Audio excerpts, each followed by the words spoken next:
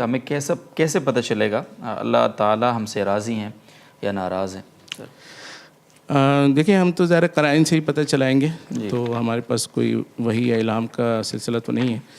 تو اگر ہم سے اچھا، گناہ جو ہوتے ہیں وہ دونوں طرح کے ہوتے ہیں، ظاہری بھی ہوتے ہیں، باطنی بھی ہوتے ہیں. تو باطنی کا اکثر لوگوں کو پتہ نہیں چلتا، لیکن ظاہری کا ہر ایک کو پتہ چل رہا ہوتا ہے.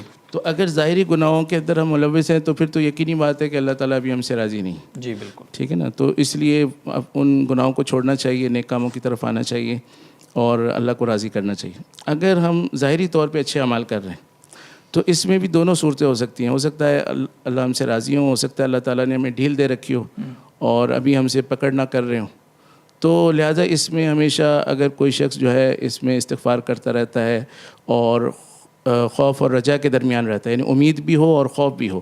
حضرت عمر رضی اللہ تعالیٰ سے کسی نے پوچھا کہ انہوں نے فرمایا کہ اگر قیامت کے دن اعلان ہو کہ کوئی ایک شخص جو ہے نا وہ جنت میں جائے گا تو میں امید کرتا ہوں کہ میں وہ ہوں، اور اگر یہ اعلان ہو کہ کوئی ایک شخص جہنم میں جائے گا تو مجھے خطرہ ہے کہ کہیں خدا نخواستہ میں نہ ہوں.